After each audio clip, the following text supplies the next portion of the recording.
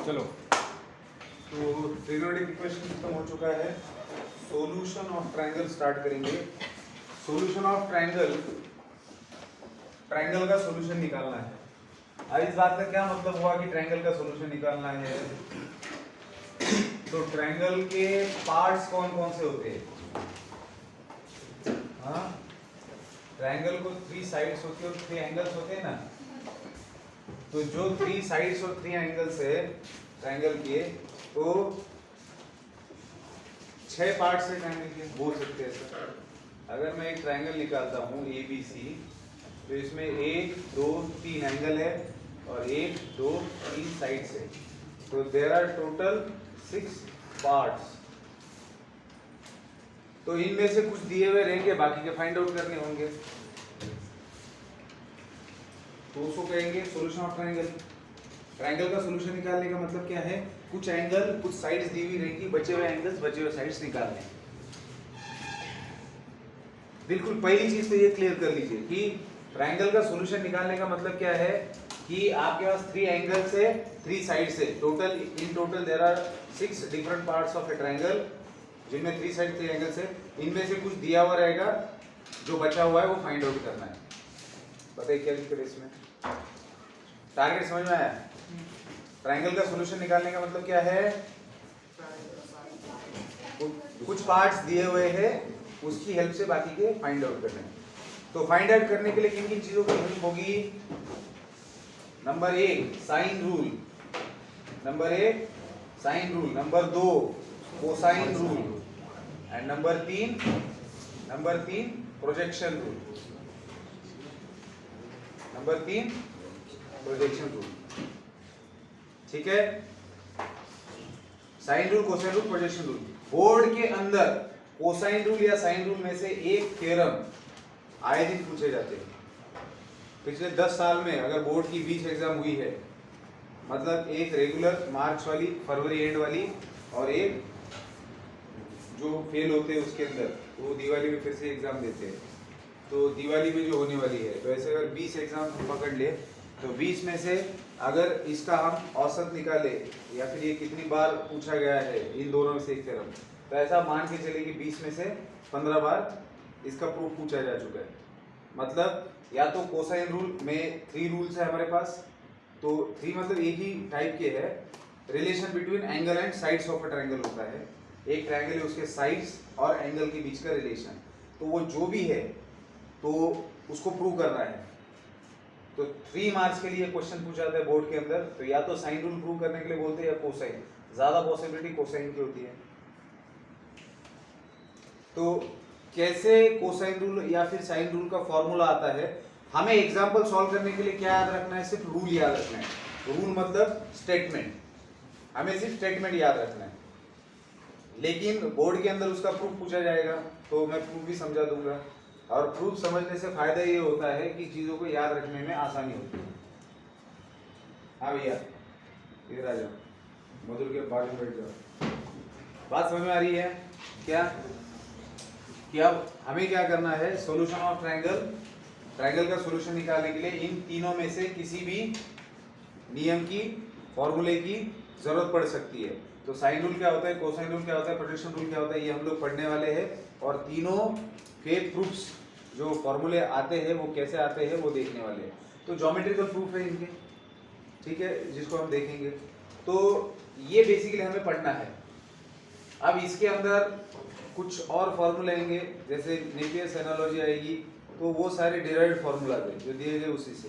तो relation between half angle formulas वगैरह इस तरीके से,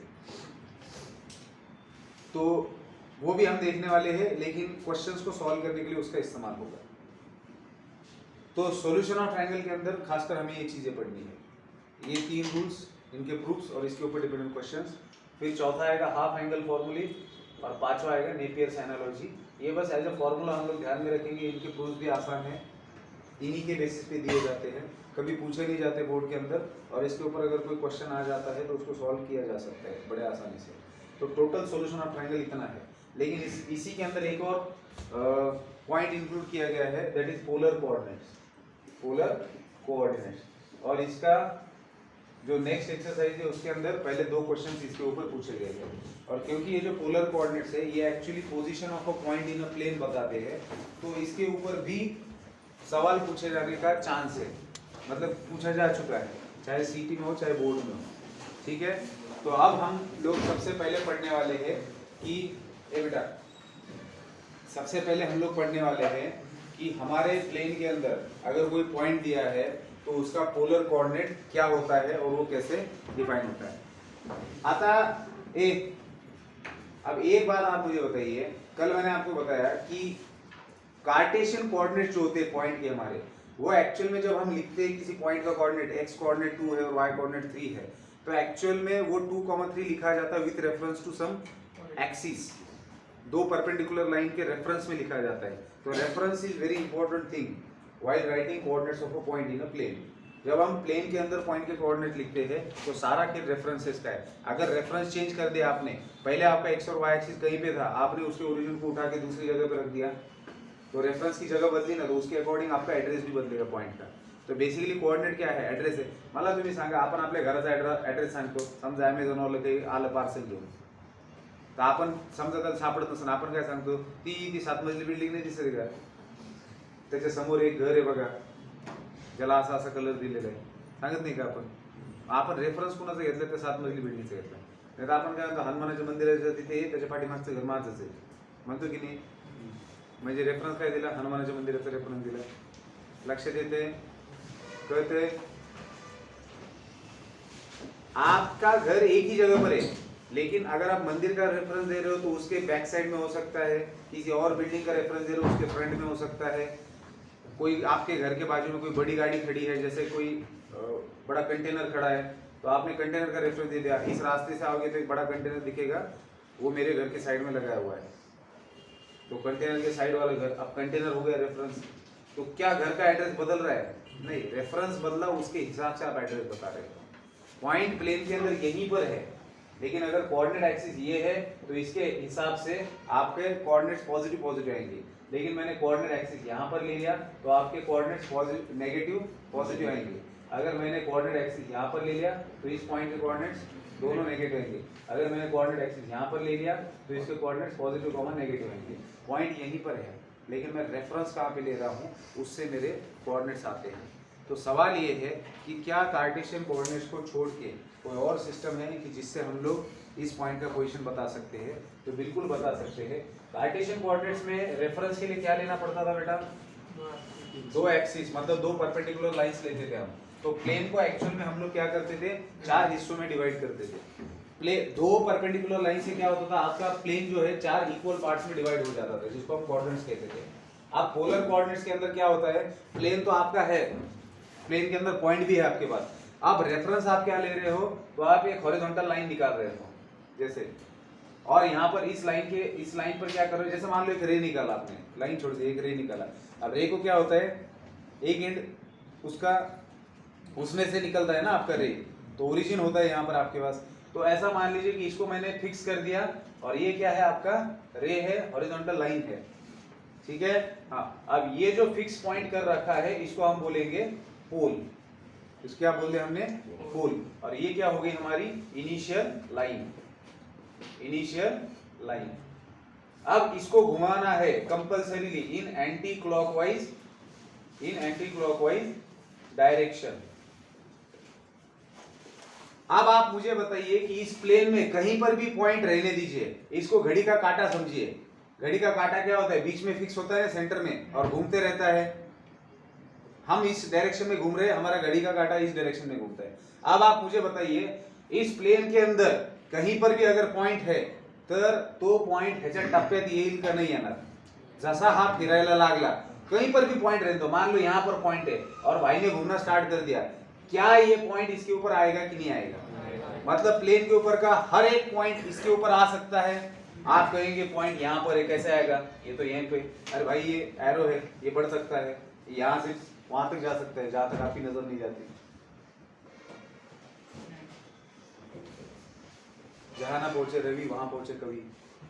और रवि समझते हो, जहां सूरज की रोशनी भी नहीं पहुंच सकती वहां कौन पहुंचते हैं, कवि। कवियों के नाद भी नहीं लगने जाते, कवियों को ही पता होता है वो क्या लिखते हैं। चलिए ठीक है, सॉरी कभी हो, अगर कोई कभी देखेगा बाद में तो चिढ़ जाएगा, चिढ़ने दो, चलो सॉरी वापस। ए तो क्या हुआ, पॉइंट कहीं ना कहीं है, अब ये पॉइंट, अब ये लाइन जो है ये रोटेट करेगा इनिशियल लाइन, अब ये फिक्स है और इसको कंपलसरी कौन से डायरेक्शन में रोटेट करना है, एंटी क्लॉकवाइज। चलिए मुझे बताइए, ये रोटेशन होगा, रोटेट करके ऐसे करके आओगे तो वापिस इसी लाइन के ऊपर आके रखना है। तो आपको ये जो आपका एंगल बनेगा, जैसे मान लो यहाँ पर आपका इनिशियल लाइन है, इसका कोऑर्डिनेट मुझे ढूंढना है, तो मैंने इसको रोटेट किया और रोटेट करके मैं आ गया यहाँ पर। तो शुरुआत में 0 डिग्री का रोटेशन था ही नहीं, अब यहाँ पर पहुंच गया, मान लीजिए ये हो गया 45 डिग्री का रोटेशन, ठीक है। अब ये जो पॉइंट है इसका मुझे इस प्लेन के अंदर पोजीशन फिक्स करना है with reference to this pole and initial line. तो मेरे पास क्या है, एक तो है ये एंगल जो बना है, तो इस एंगल को हम लोग बोलेंगे वेक्टोरियल एंगल ना, वो खतरनाक है, घाबरायचं काम नहीं बरं का, वेक्टोरियल एंगल म्हटले त्याला, काय म्हटले, वेक्टोरियल एंगल। अच्छा, तो जैसे मान लीजिए हमारे लिए ये थीटा है, अभी हम स्पेसिफिक नहीं लेते, जनरल ऐसे नहीं देखते, कुछ ना कुछ एंगल बन रहा है, हमने थीटा बोल दिया इसको, थीटा डिग्री।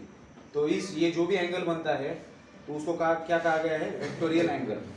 अब इस पॉइंट का ओरिजिन से डिस्टेंस, ओरिजिन मतलब पोल से डिस्टेंस कुछ ना कुछ है, कुछ तो है, अरे कुछ तो है, हाँ, तो इसको हम क्या कहेंगे, आर कहेंगे। बस ये दो हमारे पास चीजें हैं जिनके बेसिस पर आप पॉइंट का पोजीशन फिक्स कर सकते हो। कौन सी दो चीजें, एक वेक्टोरियल एंगल और एक distance of the point from pole. अब अगर इन दोनों को आप ले लेते हो, अब जैसे इस पॉइंट के लिए डिस्टेंस क्या हो गया, r1 बोलता हूं मैं इसको, इस पॉइंट के लिए डिस्टेंस क्या हो गया, r1, और एंगल क्या हो गया, थीटा, ठीक है।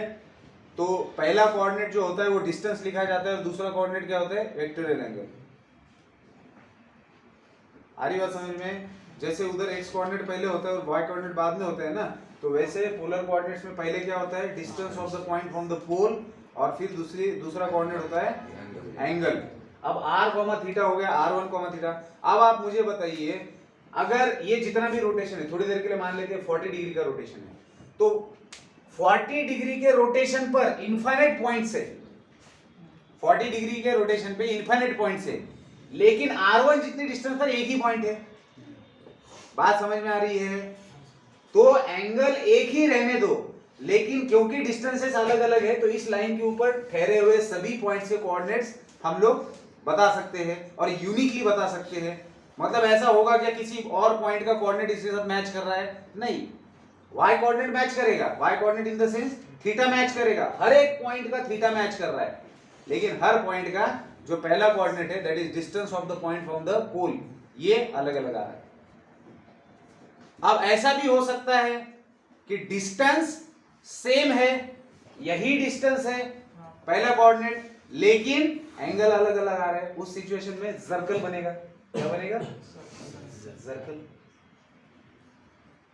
अब इसमें क्या हो रहा है, इस सर्कल के ऊपर का जो भी पॉइंट है उसका पोल से डिस्टेंस कितना है, r1 ही है, लेकिन उसने बनाया हुआ एंगल वो अलग है, उसका जो रोटेशन हो रहा है वो अलग है।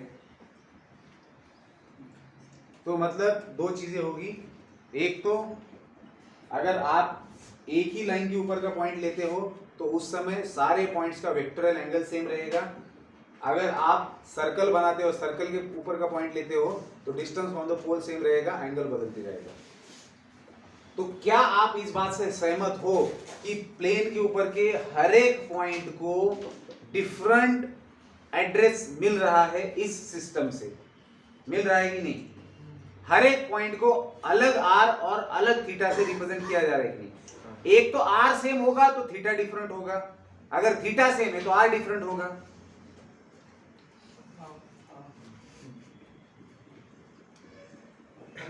पोल चेंज नहीं होता, पोल चेंज किया जा सकता है, पोल बदलेगा तो उसके हिसाब से बदल जाएगा। देखो रेफरेंस आपने एक बार फिक्स कर दिया, मैंने ये पोल और ये इनिशियल लाइन फिक्स कर दी। अब इसके रेफरेंस में मैं कोऑर्डिनेट्स बता रहा हूँ। आ रही बात समझ में? अगर मैं रेफरेंस बदलूंगा, इस लाइन को उठा के कहीं और रख दूंगा तो चेंज हो जाएगा। कहते का समजते का? हाँ, तुम्ही असे कसे रे?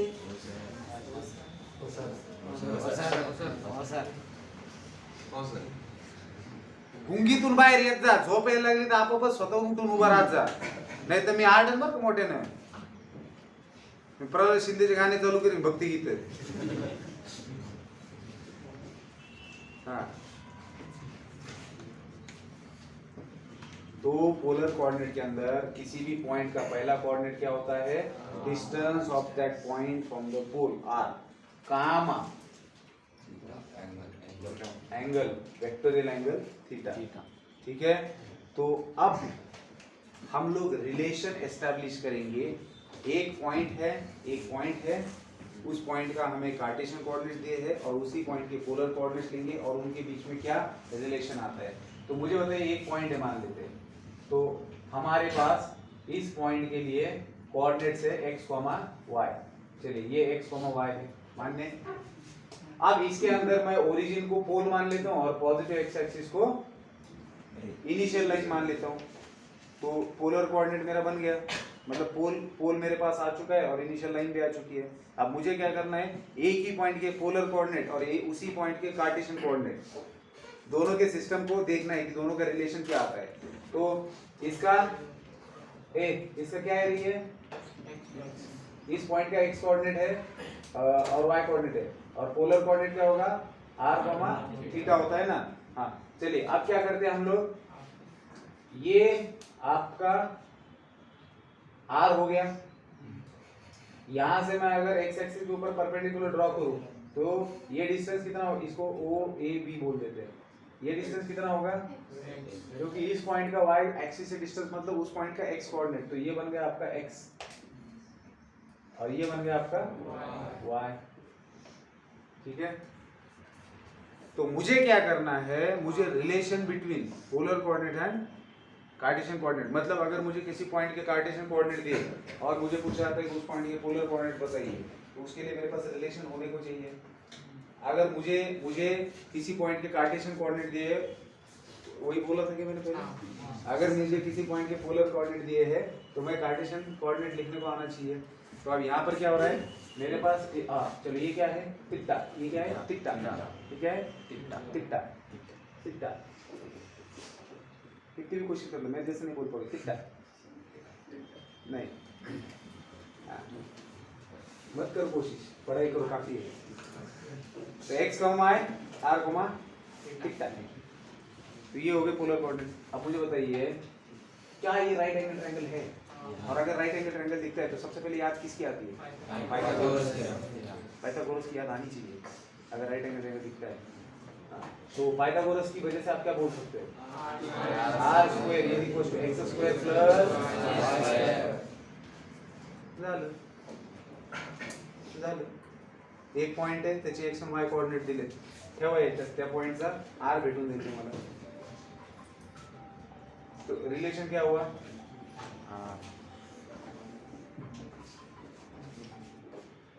अलार्म आहे ना, म्हणजे एवढ्या वाजता उठायचा अलार्म असतो पुढे. मी बी असे 50 अलार्म लावत असतो सकाळी.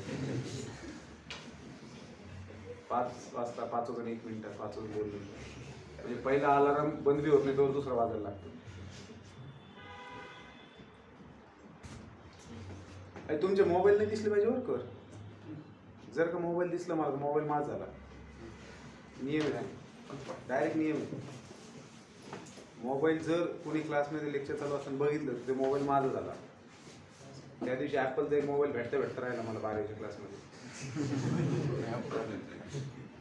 म्हणजे त्यानं काढला होता मोबाईल, काहीतरी बघितलं त्यानं व्हॉट्सअप का काहीतरी दिसलं असतं ना, माझं लक्ष गेलं. ते म्हणजे सर मी नव्हतो, तेव्हा नवीन ते नियम सांगितला.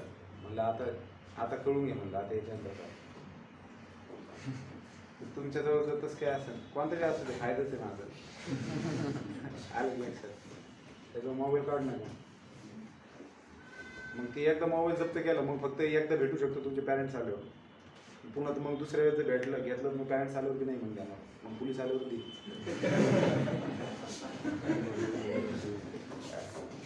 मजाक था भाई मजाक.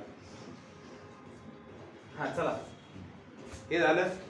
आता मला सांगा ह्याच्यावरून तुम्हाला क्लियर कट कळतंय का इससे क्लियर कट समझ में आ रहा है क्या क्या समझ में आ रहा है किसी पॉइंट का मुझे एक्स कोऑर्डिनेट और वाई कोऑर्डिनेट पता है तो उस पॉइंट का पोल से डिस्टेंस निकाला जा सकता है इस रिलेशन से.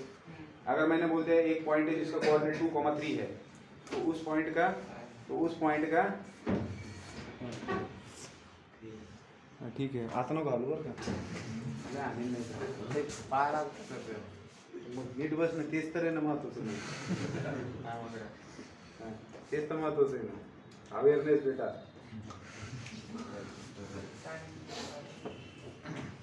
ए अरे कळते का हा मग आता एक्स और वाई दिलेला असताना एक्स और वाई देने जब दिया है तब उस पॉइंट का पोल से कितना डिस्टेंस है ये तो निकालने के लिए रिलेशन मिल गया.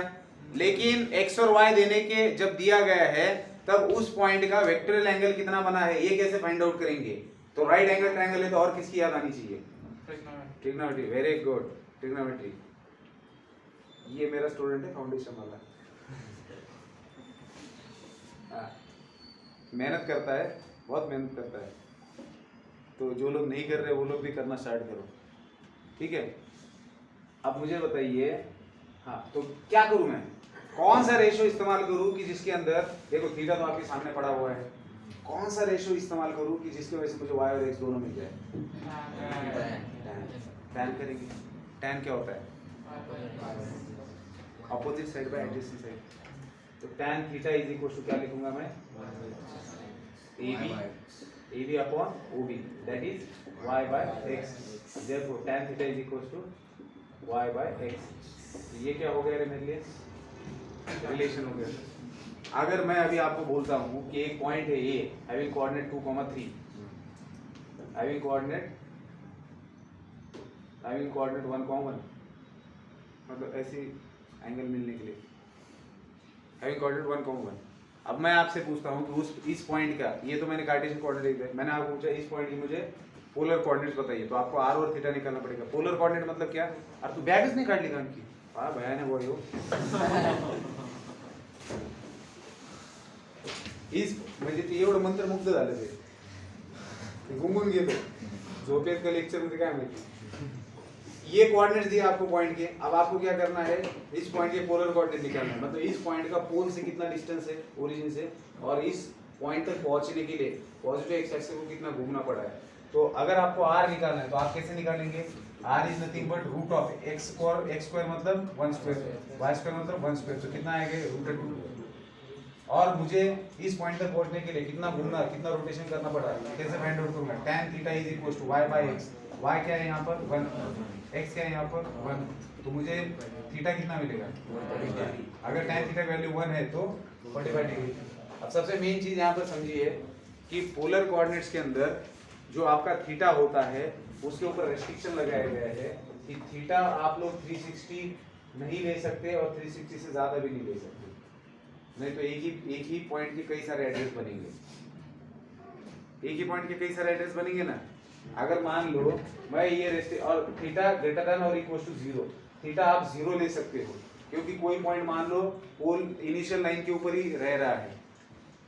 एक आधा पॉइंट है तो इनिशियल लाइन वरतीच है कोई पॉइंट है वो इनिशियल लाइन पर ही है तो सवाल पैदा होगा कि उसका रोटेशन कितना लेना है 0 लेना है 360. तो उन्होंने तय कर दिया कि भैया 0 ले लो तो 360 लेंगे क्या. बाप रे बाप उठा रे बाबांनो समजा एक पॉइंट इथे मुझे इसका r, थीटा लेना है तो r तो कुछ ना कुछ होगा लेकिन थीटा या तो ऐसा बोल सकते हैं कि लाइन का रोटेशन ही नहीं हुआ या फिर कोई बोल सकता है कि लाइन पूरा घूम के वापस आ चुकी है. तो कोई 0 भी बोल सकता है रोटेशन कोई 360 बोल सकता है और कोई बहुत ज़्यादा शाना होगा तो 720 भी बोलेगा. कोई उससे भी शाना है तो 360 × 3 बोलेगा. कोई बहुत ज़्यादा शाना है तो 4 बोलेगा. तो जितना ज़्यादा शाना है उतना रोटेशन बढ़ाएगा तो दिक्कतें पैदा होगी ना फिर झगड़े होंगे. तो इन सब चीज़ों को रोकने के लिए क्या किया गया उन्होंने कहा वो भाई रोटेशन को हम लोग सीमित कर देते हैं, क्योंकि उसका कोई मतलब नहीं है। नहीं तो क्या होगा, एक ही जगह का 1000 एड्रेस बन जाएंगे। जैसे डिस्टेंस फ्रॉम ओरिजिन तो उतना ही आ रहा है, लेकिन कोई भी अलग अलग एंगल लिख रहा है अपनी मर्जी से। तो उन्होंने क्या कह दिया कि थीटा 0 और 360 के बीच में लेना है। 0 और 360 में से किसको प्रायोरिटी देनी है? 0 को देनी है। ठीक है, हाँ। तो क्या होगा फिर, थीटा 45 डिग्री। मैं इसलिए बोल रहा हूँ क्योंकि tan theta is equal to 1, तो कौन से एंगल के लिए tan रेशो वैल्यू 1 होता है? ये तो हमें पता है 45 के लिए होता है, लेकिन फिर किसी को लग सकता है हाँ?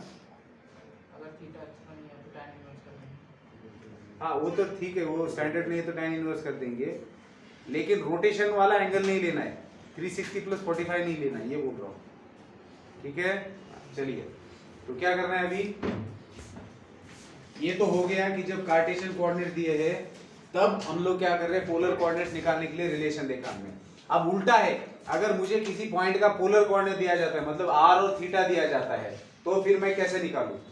अगर मुझे r दिया है तो मैं x और y कोऑर्डिनेट कैसे निकालूं? तो इसी ट्रायंगल के अंदर अगर आप देखेंगे तो मेरे पास क्या है, sine theta is equal to क्या है, sine theta is equal to क्या है, y बाय r है, और cos theta is equal to क्या है, x बाय r है। तो मुझे अगर x और y कोऑर्डिनेट निकालने हैं तो y कोऑर्डिनेट क्या बन जाएगा मेरा, r sin theta r cos theta. क्या दिया है आपको, क्या दिया है, if x and y coordinates are given, अगर x और y कोऑर्डिनेट दिए तो मतलब कार्टेशियन कोऑर्डिनेट दिए हैं, तो आप लोग क्या निकाल सकते हो, नहीं उल्टे लग रहे, r given, r and theta given, r and theta given sir, if r and theta are given,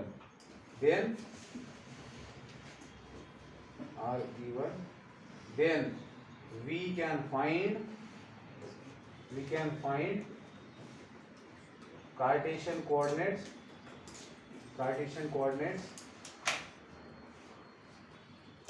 of given point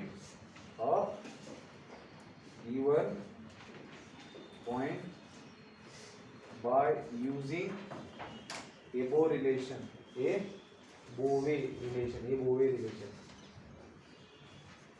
ये रिलेशन यूज करके हम लोग क्या निकाल सकते हैं, r और थीटा दिया है, मान लो उस पॉइंट का डिस्टेंस है 3 यूनिट और थीटा है 45 डिग्री, तो आप लोग y निकाल सकते हो, x निकाल सकते हो। आ रही बात समझ में? ठीक है, हाँ तो हो गया। अगर ये रिलेशन कब यूज करेंगे, r is equal to root of x square plus y square, और tan is equal to y, ये कब यूज करेंगे, अगर आपको हाँ यहाँ क्या निकल रहा है, r और थीटा निकल रहा है, जब आपको कार्टेशियन कोऑर्डिनेट्स दिए हैं तब ये रिलेशन इस्तेमाल करेंगे। जब आपको r and theta polar coordinate दिए हैं और कार्टेशियन कोऑर्डिनेट निकालने, तो ये इक्वेशन इस्तेमाल करेंगे। ठीक है, तो ये था पूरा पोलर कोऑर्डिनेट के बारे में। अब हम लोग पहले 2 क्वेश्चन सॉल्व करते हैं, एक्सरसाइज इसको लिख लो आप लोग, क्या क्या लिखना है वो लिखना है, ये लिखना है। हाँ बेटा चलिए, तो क्या देखना है हमें, ये जो लिखा हुआ है वो एक्सरसाइज 3.2 के अंदर पहला क्वेश्चन है जो इस कॉन्सेप्ट ऊपर डिपेंडेंट है। क्या करना है हमें पहले क्वेश्चन में, find Cartesian coordinates if polar coordinates of the point are given. तो सबसे पहले मैं सब्जेक्टिव वे से बताऊंगा कैसे करना है, ठीक है, 2x स्पीड से। तो पहला क्वेश्चन है जिसके अंदर हमें क्या दिया है, पॉइंट के पोलर कोऑर्डिनेट दे रखे हैं, हमें क्या करना है, कार्टेशियन कोऑर्डिनेट निकालने हैं। हाँ, तो it is given that √2, 5/4 are polar coordinates of a point, किसी पॉइंट के पोलर कोऑर्डिनेट दिए, तो ये क्या बन गया बेटा, ये r बन गया और ये क्या बन गया, थीटा बन गया। Now we have to find Cartesian coordinate for the same point. So हम लोग क्या लिखेंगे, we know the relation between Cartesian coordinates and polar coordinates of a point, that is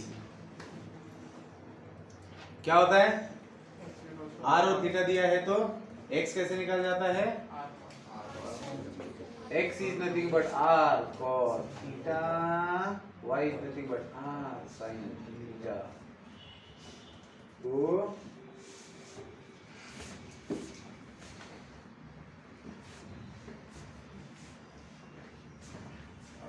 that is क्या होगा, that is x is equals to r कितना है बेटा, √2 into cos pi by 4, तो वैल्यू कितना आएगा, √2 into 1 by √2 कैंसिल, कितना आया 1, then y is equals to r sin theta, that is √2 into sin pi by 4, तो √2 into 1 by √2 कैंसिल, कितना है 1 आया. Therefore Cartesian coordinates of given point is 1, 1. Is माना नहीं था, 1, है कि नाही, हा बघा तुम्ही 1, वाल्याचं काय असते, 45 डिग्री असते की नाही, 45 डिग्री इन्फ्लेशन वाल्या लाईनवर असते की नाही. हा तर ही लिहायची पद्धत कळली तुम्हाला, असं लिहिलं तर 2 मार्क पडते, नाही 1 मार्क विचारलं तर 1 मार्क देते, कळतंय. हा तर तुम्हाला माहिती आहे बोर्डामध्ये 4 प्रश्न असे असतात जे 1 मार्क विचारतात. 12च्या बोर्डामध्ये तुमचा सेक्शन ए असतो, 4 सेक्शन मध्ये पेपर डिवाइड असतो. सेक्शन ए 20 मार्काचा असतो, टोटल पेपर 80 मार्काचा असतो ना, टोटल पेपर 80 मार्काचा असतो. तर सेक्शन ए 20 मार्काचा असतो, section B 20, section C 20, section D 20. तर सेक्शन ए मध्ये 20 मार्क असतात, त्याच्यामध्ये पहिला क्वेश्चन असतो ज्याच्यामध्ये 8 MCQs असतात, 8 MCQs असतात 16 मार्काला, आणि 4 क्वेश्चन्स असतात जे 1 मार्काचे असतात, 1 मार्क ईच. तर मॅक्सिमम पोट्टे याच्यावरच पास होऊन जाते, कारण बऱ्याच सेंटरवर याचे आन्सर सांगितले जाते. आपली इथलची सिस्टम बऱ्याच वेळेच्या मास्टरनं सॉल्व्ह केले, एका दुसरं चुकीला असेल तर त्याच्यामध्ये धप्पा होऊन जातो, पण आपल्या सारख्याने याचं काही घेणं देणं नाही, बरोबर आहे की नाही. तुम्ही चालता सोडवता ते क्वेश्चन, म्हणजे असतात सीईटी लेवलचे, पण तुमच्या पुस्तकातूनच येतात ना, त्याच्यामुळे तुम्ही जर सोडवलेले असेल तर तुम्हाला याचे आन्सर्स लगेच येऊन जातात. तुमच्या बुकमध्ये बघा मिसलेनियस एक्सरसाइज मध्ये ऑब्जेक्टिव्ह क्वेश्चन दिलेले असतात सुरुवातीला, टॉपिक वाईज, काही मध्ये 15 देतील, काही मध्ये 12 देतील. तर सगळे मिळून किती क्वेश्चन्स असतील, 15 एक टॉपिक आहेत समजा, बरोबर आहे. 15 टॉपिक वरती, प्रत्येक टॉपिक वरती 15 जरी पकडलं 225-30 क्वेश्चन आहेत फक्त. तर त्याच्यातलेच येतात, त्याच्यातलेच किंवा त्याच्यासारखेच थोडासा आकडा बदलतो, कळत आहे का. हा जाऊ दे, नंतर सांगेल मी तुम्हाला. मग आता तुम्हाला मेथड वेळ, आता डायरेक्ट आन्सर लिहू शकतात का तुम्ही. चला दुसऱ्या क्वेश्चनचे कार्टेशियन कोऑर्डिनेट सांगा. दुसरा क्वेश्चन हे बघा, पोलर कोऑर्डिनेट दिलेले असताना कार्टेशियन कोऑर्डिनेट लिहिताना एवढं काही चुकण्याची शक्यता नाही, उलट करताना चुकते. कार्टेशियन कोऑर्डिनेट दिलेले असताना पोलर कोऑर्डिनेट लिहिताना वेक्टोरियल अँगल चुकू शकतो, त्याची काळजी घ्यावी लागते. ठीक आहे, ठीक आहे. म्हणजे कसं चुकू शकतो तुम्हाला मी सांगतो नंतर क्वेश्चन आलं. आता याच्यामध्ये बघा, दुसऱ्यामध्ये काय दिलेले रे, 4, π/2 दिलेले, म्हणजे दुसऱ्यामध्ये तुमच्याकडे r किती रे, 4, थीटा किती रे, π/2. मग x इज इक्वल टू काय रे, r cos थीटा, आणि y इज इक्वल टू काय रे, r sin थीटा. मग r ची व्हॅल्यू किती रे, 4 into cos 90, दॅट इज 0. म्हणजे x काय रे, 0, आणि y कोऑर्डिनेट काय आला रे, 4 into sin 90, that is y is equal to 4, and therefore 0, 4 is the Cartesian coordinate of the same point. ठीक आहे, म्हणजे क्लिअर कट कळते बघा. अँगल 90 आहे म्हणजे हा पॉइंट y ऍक्सिस वर आहे, आणि तो पण कोणत्या y ऍक्सिस वर आहे, पॉझिटिव्ह y ऍक्सिस वर आहे, बरोबर आहे की नाही. y ऍक्सिस वर असणाऱ्या पॉइंटचे कोऑर्डिनेट कसे असतात, x कोऑर्डिनेट 0 असतो, म्हणजे हे मॅचिंग पण होते लगेच. हा चला पुढे चला. क्वेश्चन नंबर 3 सांगा, r काय रे, 3/4, आणि थीटा काय आहे 3 पाई बाय 4 3 पाई बाय 4 130 हाँ चला तर x is equal to r cos theta म्हणजे r cos थीटा r किती आहे 3 बाय 4 into cos थीटा म्हणजे cos of 3 pi by 4 3 by 4 into cos of 90 into 1 plus 45 135 ला काय लिहितो आपण 90 into 1 1 असेल तर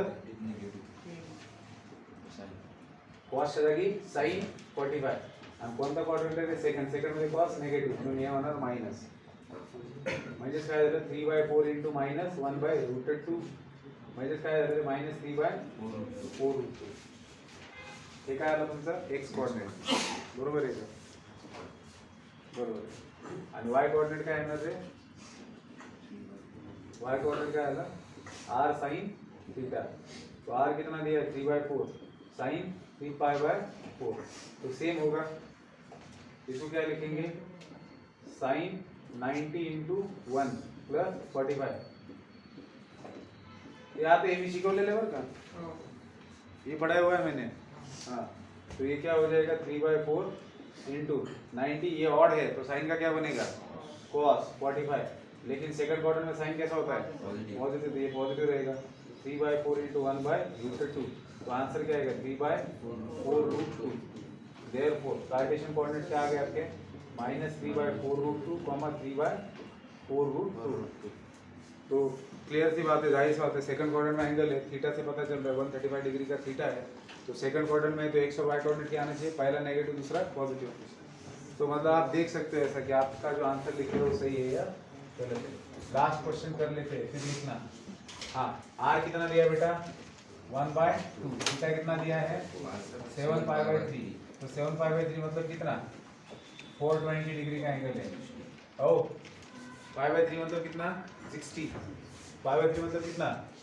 60 into 7 420 ठीक है हाँ तो x is nothing but r cos theta तो r कितना दिया है 1/2 थीटा कितना है 420 तो x is equal to 1/2 into cos 420 मतलब क्या 90 into 4 plus 60 तो इवन नंबर है तो रेशो एज इट इज रहेगा cos 60 आएगा और कौन सा क्वाड्रेंट है बेटा फर्स्ट क्वाड्रेंट है क्योंकि 90 के 4 पूरे हो गए और पांचवें में चला जाएगा मतलब पहले क्वाड्रेंट में आएगा और पहले क्वाड्रेंट में cos क्या होता है पॉजिटिव तो ये एज इट इज रहेगा और cos 60 का वैल्यू क्या होता है 1/2 तो 1/2 into 1/2 1/4 तो x कोऑर्डिनेट आपको मिल गया 1/4 y कोऑर्डिनेट क्या होगा r sin थीटा तो r का वैल्यू आपके पास 1/2 sin 420 तो सेम लिखेंगे 1/2 420 को ऐसे लिख दिया तो इवन नंबर है तो साइन का साइन रहेगा और 60 फर्स्ट क्वाड्रेंट है तो पॉजिटिव रहेगा तो 1/2 into √3/2 दैट इज √3/4 तो देयरफॉर कार्टेशियन कोऑर्डिनेट्स क्या आ गए √3/4, 1/4 सर पण तुम्ही म्हणलं होतं की थीटा हे 0 आणि 360 च्या मध्ये आहे 420 हां तुम्ही म्हणलं होतं ना थीटा हे 0 आणि 360 च्या मध्ये आहे हां 420 आहे ना हा तर मग काय झालं आपल्याला थीटा त्यांनी कसं दिलेलं आहे पण घेताना म्हणजे आपल्याला ज्यावेळेस विचारतील त्यावेळेस आपण कसं लिहिणार मुद्दा काय होतं की जेव्हा तुम्हाला हा म्हणतोय ते बरोबर है ये तो थीटा कितनी दिलेला है 420 दिलेला है लेकिन वैल्यू लेते वक्त कोई दिक्कत आ रही है हम जब लिखेंगे तब नहीं लिखेंगे हम लोग ठीक है क्या नहीं होनर का है इसमें दे सकते हैं वो इसमें दे सकते हैं ना वैसे पॉइंट के कोऑर्डिनेट मैंने बताया पॉइंट वहीं पे रहने वाला है अगर आप कोऑर्डिनेट बदल भी देते हो वेक्टर एंगल भी बदल देते हो तो भी आपको एड्रेस समझ नहीं आने वाला है लेकिन कोई अलग अलग ना लिखिए इसलिए उन्होंने रेस्ट्रिक्शन दे रखा है ठीक है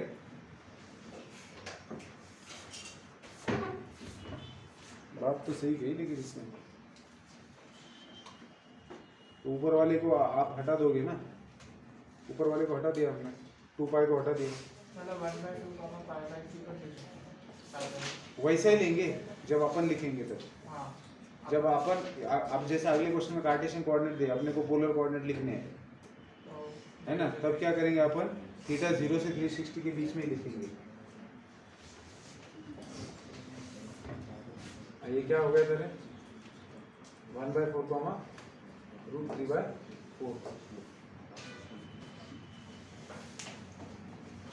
लिख लो, जिनका हुआ है वो लोग अगला क्वेश्चन सॉल्व करेंगे, जिनका नहीं हुआ है वो लोग लिखेंगे। हाँ क्या बोर्ड पे क्वेश्चन लिखते हैं कौन सा? नेक्स्ट। अच्छा लिख देता हूँ, मैं बोर्ड पे क्वेश्चन लिखता हूँ, तब तक ये आप लोग लिखिए। हाँ बेटा, अब पोलर कोऑर्डिनेट्स आपको फाइंड करने हैं when Cartesian coordinates are given. सबसे पहले ध्यान जाना चाहिए आपका किस चीज के ऊपर कि हमें पोलर कोऑर्डिनेट्स निकालना है तो आर तो आसानी से निकल जाएगा, आर में कोई दिक्कत नहीं होती। दिक्कत आंसर गलत होता है थीटा के अंदर। थीटा कई बार क्या होता है, अगर हमने थीटा निकालने के लिए tan थीटा का इस्तेमाल किया है तो देखो होता क्या है tan थीटा के अंदर, tan थीटा होता है आपका y/x। तो अगर आपका पॉइंट फर्स्ट क्वाड्रेंट में है तो भी tan थीटा पॉजिटिव आना है, और अगर आपका पॉइंट थर्ड क्वाड्रेंट में है मान लीजिए तो क्या होना है माइनस, मतलब y कोऑर्डिनेट नेगेटिव रहेगा, x कोऑर्डिनेट नेगेटिव रहेगा, तो हम नेगेटिव नेगेटिव को पॉजिटिव कर देते हैं। और गलती से क्या करते हैं, जो पॉइंट थर्ड क्वाड्रेंट में है उसका वेक्टोरियल एंगल हम फर्स्ट क्वाड्रेंट का दिखा देते हैं।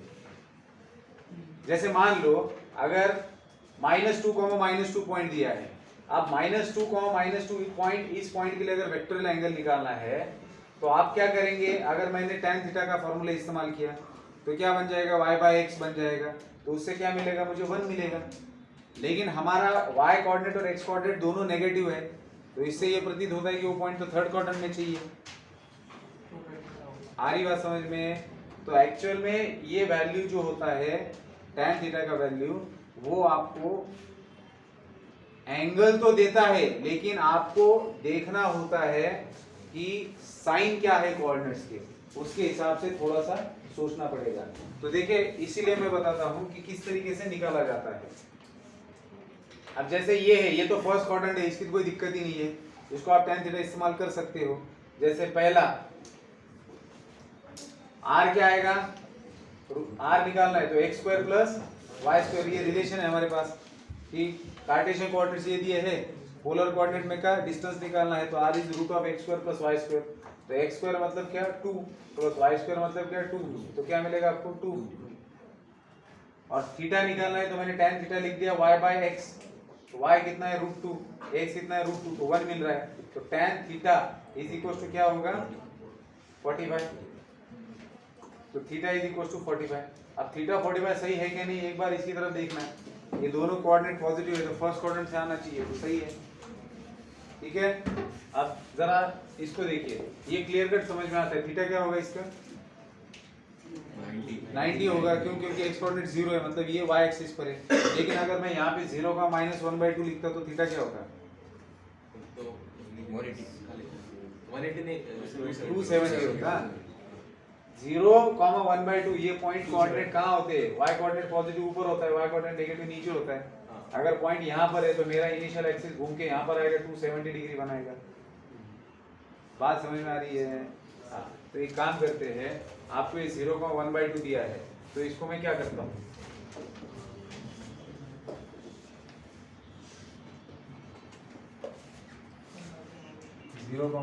r इज इक्वल टू क्या हो जाएगा x² + y², तो ये बन जाएगा 0 + 1/4, मतलब 1/2 बन गया। अब tan थीटा क्या होगा 1/2/0, दैट इज नॉट डिफाइंड, तो थीटा हो गया 90। लेकिन थीटा 270 भी हो सकता है, 0 to 360 में दो एंगल आ सकते हैं ना। हाँ वो पॉजिटिव है, ये बात सोचनी है, इसलिए थीटा 270 ना लेना। तो थीटा क्या हो गया आपका 90।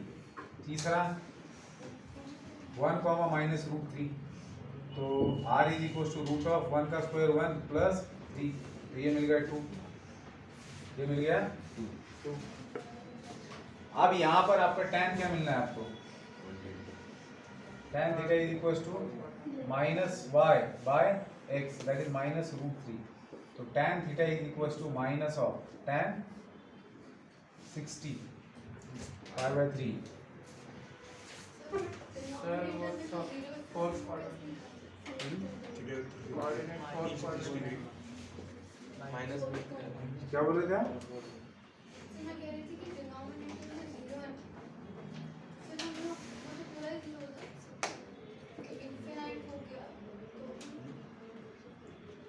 तो tan थीटा का वैल्यू आपको निकालना है, तो tan theta is equal to 1/0 है, मतलब नॉट डिफाइंड है। कौन सा एंगल के लिए tan नॉट डिफाइंड होता है? tan 90 के लिए, तो थीटा इज इक्वल टू 90 हो गया। हाँ, अब यहाँ देखिए tan नेगेटिव कहाँ होता है? सेकंड एंड फोर्थ में होता है, लेकिन आप कौन सा वाला लेंगे क्वाड्रेंट, तो उसके लिए आपको एक्स और वाई कोऑर्डिनेट की तरफ देखना पड़ेगा। कहाँ गया? कौन सा क्वेश्चन था? हाँ, ये देखिए, ये कौन सा क्वाड्रेंट हो सकता है? ये फोर्थ हो सकता है। तो यहाँ आपकी गलती हो सकती है, ये मैं बताना चाह रहा था कि क्योंकि tan नेगेटिव होता है कहाँ पर? सेकंड में भी होता है और फोर्थ में भी होता है। तो कुछ बच्चे इसको tan of pi minus pi by 3 से रिप्लेस कर देंगे और गलती कर देंगे। बात समझ में आ रही है?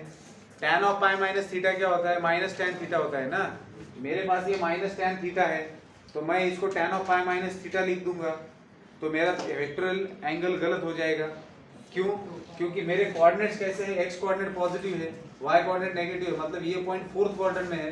तो अगर ये फोर्थ क्वाड्रेंट में है तो tan आपका फोर्थ क्वाड्रेंट में भी नेगेटिव है ना, तो मुझे क्या लिखना पड़ेगा इसको? This is wrong, this is wrong. जानबूझ के यहाँ पर लिख देता हूँ मैं रॉन्ग, आप लोग भी लिखिए ताकि आपको समझ में आएगा। तो tan थीटा क्या लेना है फिर?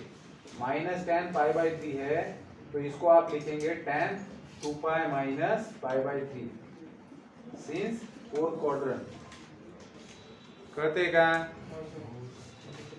लक्ष देते करें, नाही कळते, नाही कळते।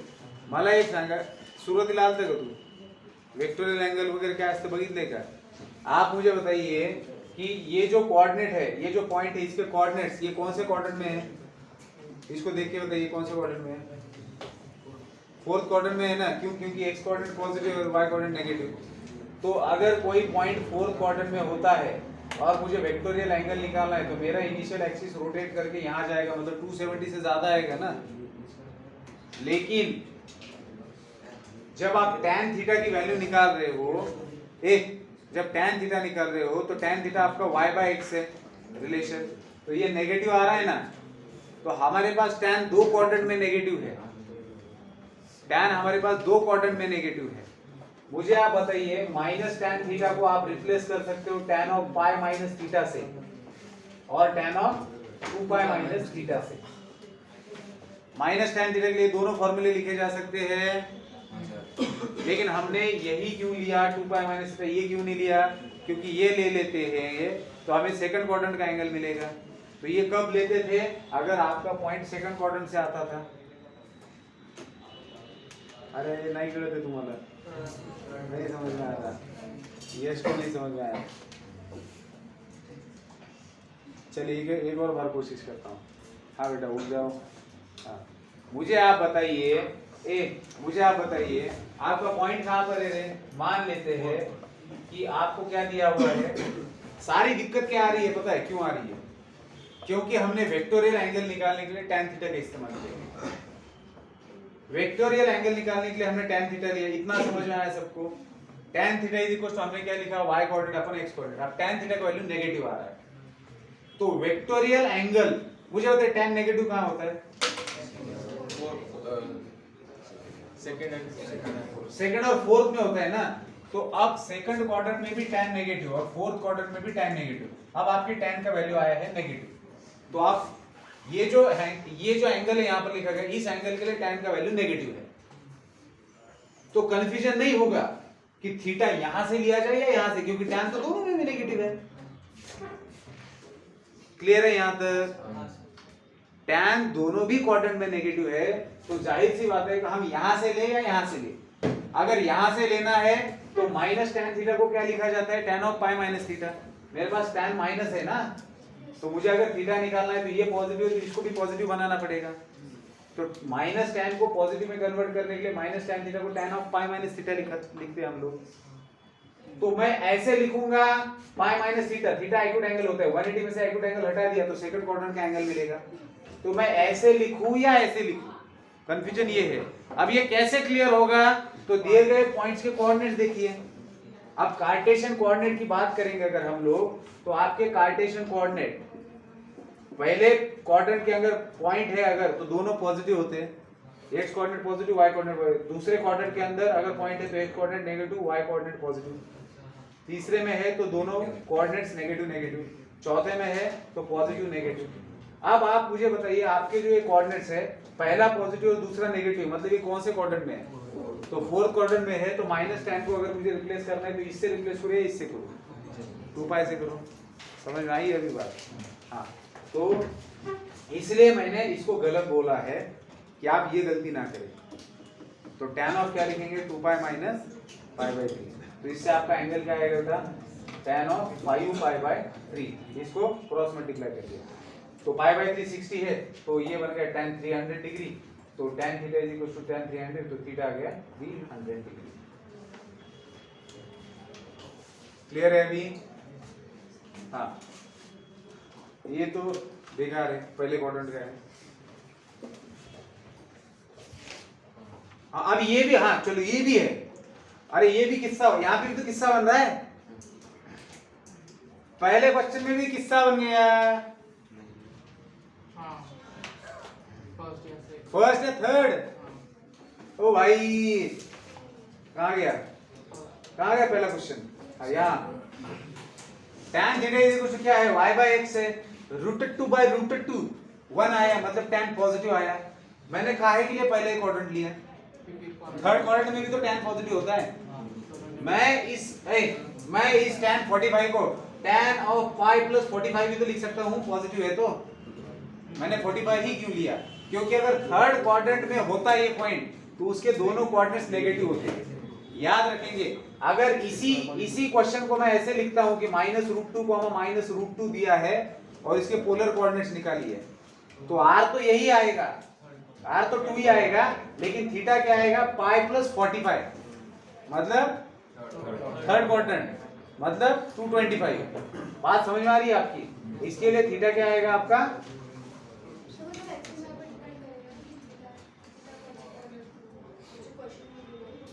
एक्स कोऑर्डिनेट और वाई कोऑर्डिनेट की तरफ देखना है आपको। क्यों? क्योंकि tan आपका क्या आ रहा है? tan पॉजिटिव आ रहा है, तो हो सकता है कि एंगल पहले में भी हो सकता है, थर्ड में भी हो सकता है। tan अगर देखो दोनों कोऑर्डिनेट पॉजिटिव है या दोनों कोऑर्डिनेट नेगेटिव है तो tan पॉजिटिव आना है, क्योंकि tan क्या है? y coordinate upon x coordinate. दोनों पॉजिटिव है तो दो पॉजिटिव नंबर का डिवीजन पॉजिटिव आता है, दोनों नेगेटिव है तो दोनों नेगेटिव नंबर का डिवीजन नेगेटिव आता है। तो tan अगर आपका पॉजिटिव आ रहा है तो उसमें दो संभावनाएं बनती है कि आपका एंगल पहले क्वाड्रेंट से भी हो सकता है, थर्ड से भी हो सकता है। तो उस समय आपको देखना है कि जो कोऑर्डिनेट दिए है, अगर वो दोनों नेगेटिव है तो आपको थर्ड क्वाड्रेंट लेना पड़ेगा, अगर दोनों पॉजिटिव है तो पहले क्वाड्रेंट से ले लीजिए। आ रही बात समझ में? हाँ सर।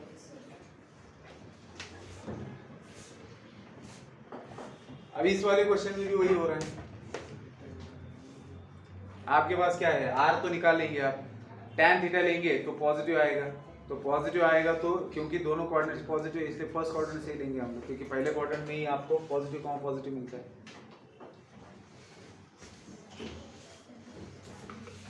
ठीक है, तो कल ये क्वेश्चंस कीजिए, आपको मिसलेनियस एक्सरसाइज के अंदर भी क्वेश्चंस मिलेंगे इसके ऊपर, उसको भी सॉल्व कीजिए और इसको क्लियर कर दीजिए। अगर कोई डाउट आता है तो पूछिए।